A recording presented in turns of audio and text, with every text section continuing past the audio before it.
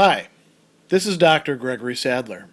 I'm a professor of philosophy and the president and founder of an educational consulting company called Reason.io, where we put philosophy into practice. I've studied and taught philosophy for over 20 years, and I find that many people run into difficulties reading classic philosophical texts. Sometimes it's the way things are said or how the text is structured. But the concepts themselves are not always that complicated, and that's where I come in. To help students and lifelong learners, I've been producing longer lecture videos and posting them to YouTube. Many viewers say they find them useful. What you're currently watching is part of a new series of shorter videos, each of them focused on one core concept from an important philosophical text. I hope you find it useful as well. Fear and Trembling is a philosophical work, and it deals primarily with faith understood as trust and as passion, not simply as credence or belief. And in it, Kierkegaard is engaging in philosophy. So one of the key questions that is raised at one point in the preliminary expectoration section is, what can philosophy's orientation to faith be? What should it be? And by contrast, what should it not be, oftentimes being the case in his own time? So he tells us a few things here that we can piece together into a full-blown perspective on the relationship between philosophy and faith, but he doesn't go much further with this. And it's important to keep in mind that he is writing this, as he does so often in his works, under the guise of a pseudonym. In this case, it's Johannes de Silencio, who appears to himself be a philosopher, or at least somebody who has studied philosophy, is conversant with the philosophy of his time, and has some very definite opinions on that, as well as on faith and theology. And what we can say is that Kierkegaard is really going to give us two sets of ideas that he's proposing to us, proposing very strongly. One is criticism of contemporary philosophy of his own time, largely Hegelianism, but it could extend to many other ways of understanding philosophy as well. So he's criticizing the attitudes that many people in his own culture and intellectual milieu are setting out of the relationship between philosophy and faith. And then he's elaborating for us a different model, a model in which philosophy is remaining a bit more true to its own spirit and mission. So let's look at the criticism first. He tells us at a number of points in this work, not just in this section, but throughout the entire thing, that so many people in his culture want to, begin with some sort of understanding of faith and then go beyond faith. And he also says they want to do this with the figure of Abraham. The idea is that, Abraham, he's got this relationship with God or the divine or whatever we want to call it, spirit. And it's very primitive, it's very crude. We don't want to be beholden to that. We want to take whatever is really essential, the lesson we can learn from it, and then get rid of all that other Stone Age garbage that is really just cluttering things up. And when we express it this way, I think you can see that there's not only a lot of people in Kierkegaard's own enlightened age who espoused viewpoints like that. There's many people in our own age as well who view religious faith or some of its key figures as these rudimentary starting points that have some lessons to teach us, but we need to really strip away all the dross and leave that stuff behind and then call out the few nuggets of, whatever we want to call it, perennial philosophy, eternal wisdom, liberal ideas for the age, pick whatever tagline you like. And Kierkegaard thinks that that's a really fundamental mistake. Why would that be a mistake? Well, because faith is not something to begin with as a launching pad and then leave behind.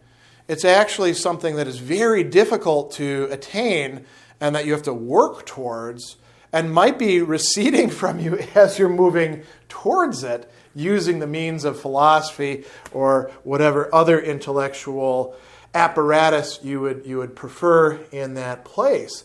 So having this attitude that faith is something to go beyond is going to be quite problematic. He's got a wonderful line in there about Abraham and about Hegelian philosophy. He says, it's supposed to be difficult to understand Hegel, but to understand Abraham is a small matter. Now, it is difficult to understand Hegel, in part because Hegel does not express himself well, but also because Hegel is working with quite complicated concepts, and there's this entire developmental view. That's quite true, right? But is Abraham dumber than Hegel? Is Abraham less expressive? Is there less to teach us? He says, to go beyond Hegel is a miraculous achievement, but to go beyond Abraham is the easiest of all. And he says, I, for my own part, have applied considerable time to understanding Hegelian philosophy. I believe I've understood it fairly well. I'm sufficiently brash to think when I cannot understand particular passages, despite all my pains, he himself may not have been entirely clear. This I do easily, naturally, without any mental strain. So he's saying, I understand the Hegelian philosophy. I may not be, the preeminent scholar or practitioner of it, but I get it. Now, what about Abraham? He says, thinking about Abraham is an entirely different matter. I am shattered. I am constantly aware of the prodigious paradox that is the content of Abraham's life. I am constantly repelled. And despite all its passion, my thought cannot penetrate it, cannot get ahead by a hair's breadth. I stretch every muscle to get a perspective, and at the very same instant, I become paralyzed. Now, notice what Kierkegaard is not saying there. He's not saying, oh, well, I didn't understand it the first time or the second time, so it must not be comprehensible, because if it's not understandable to me as the sort of representative of what really is, or the adjudicator of what really is understandable, then it must not be understandable in itself. He's saying, no, there is a paradox. There is something that resists my rational efforts to make sense of it before me. And I am trying my hardest to understand it. It's not a fault of the content, the way it might be in Hegel being unclear at points, being wrong at points. It's rather me, the rational agent trying to make sense of it, who may not be up to the task. So if that's the case, then we probably shouldn't try to, leap beyond Abraham or faith in an instant. Another example of a criticism that he makes, philosophy, he says, disparages faith and gives something else in its place. He says philosophy should not do this. It's not really being faithful to its own goals, its own mission, if it's doing that. Why should philosophy not disparage faith? We have a lot of philosophical perspectives that do in fact disparage faith, and not in the sense of saying, I want to understand this faith. They say, listen, this is all garbage. These religious believers, they're deluded. They are mistaken. They are within the grips of their own desires and passions. They're projecting something out there that doesn't really exist. Here, Kierkegaard doesn't go deeply into this question here about whether that's a legitimate position for philosophy that wants to remain true to itself as philosophy to take, but he does sort of set out his own view on this. Philosophy shouldn't be in the business of disparaging faith. Maybe faith isn't something that philosophy is really that competent, at least in certain respects, to say something about.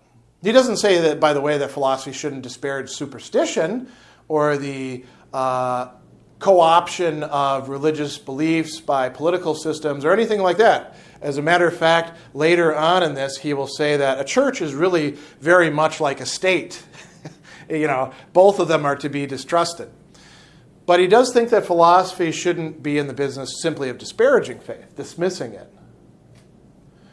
What else? Philosophy wants to give something in place of faith. Philosophy wants to say, here's what faith really is, or here's the nugget of truth in it.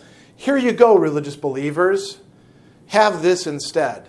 Wouldn't you be better off with this sort of thing than that crude, stupid, anthropomorphic thing that you believe in and practice? And Kierkegaard is saying that, if philosophy wants to be honest, he says philosophy cannot and must not give faith, but it shouldn't give something else in its place.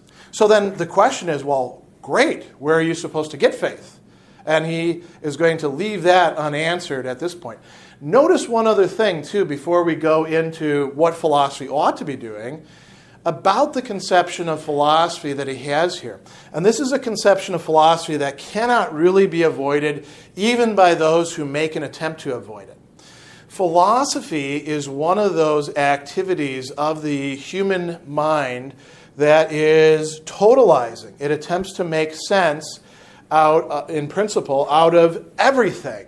It attempts to extend itself to everything. It may not, in fact, be competent to do so. And we're not just talking about the competency of particular individual philosophers.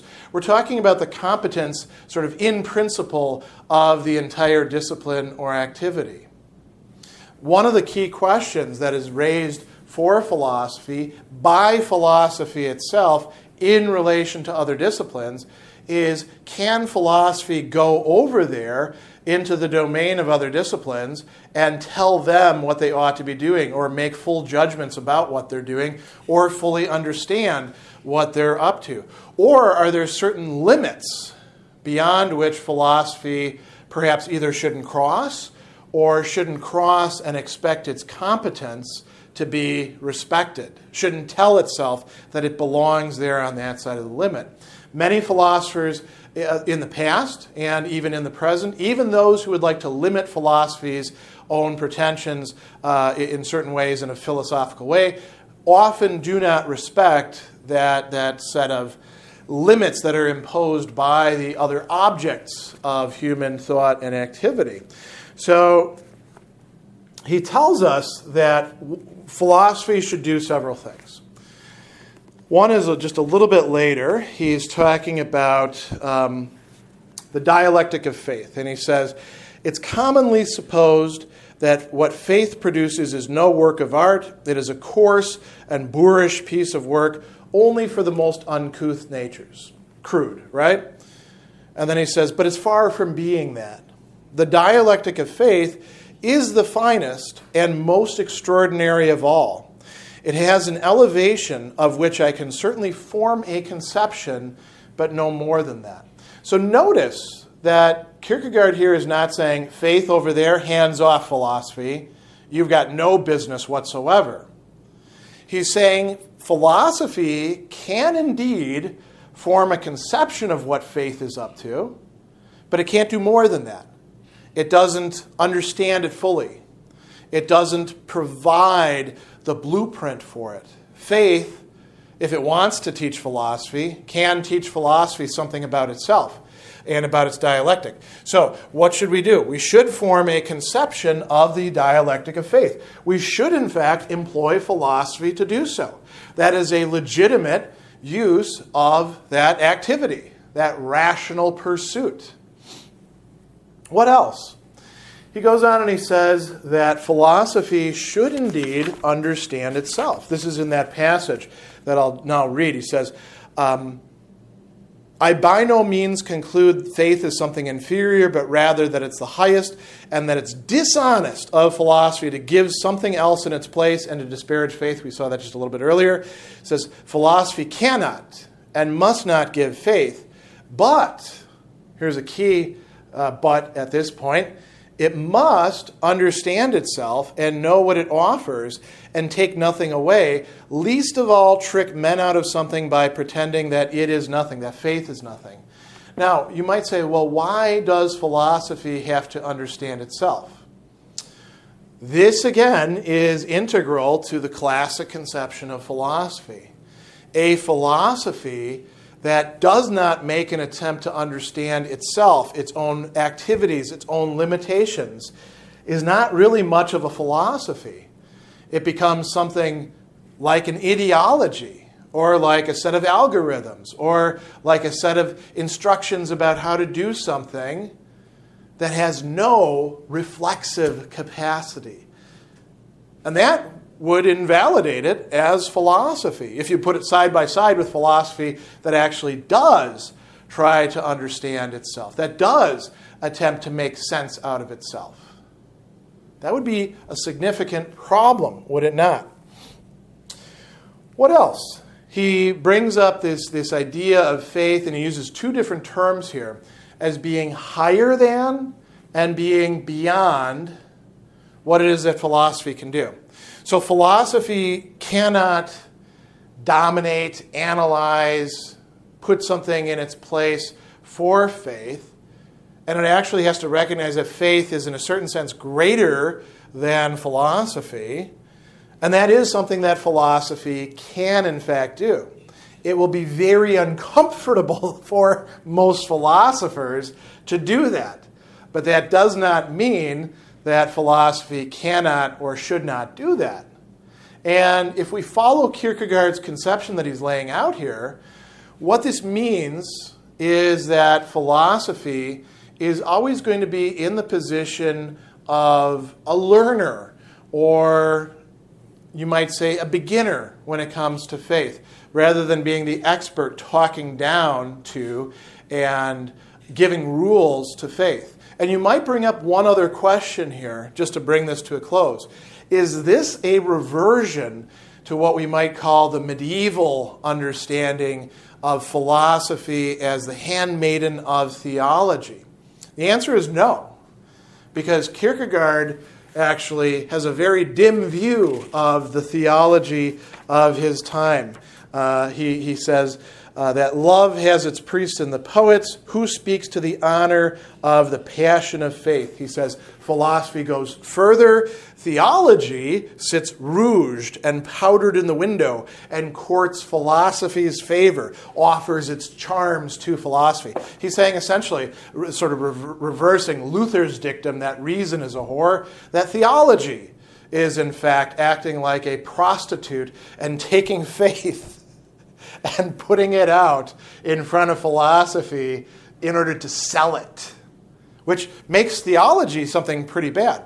So we don't have, a simple subordination of philosophy to theology. Instead, we might say we have faith as a kind of limit beyond which philosophy is drawn, but also extends beyond its own competence. And it is philosophical for philosophy to recognize that. So that is one key idea governing this work, and hopefully that will help you understand the approach Kierkegaard is taking.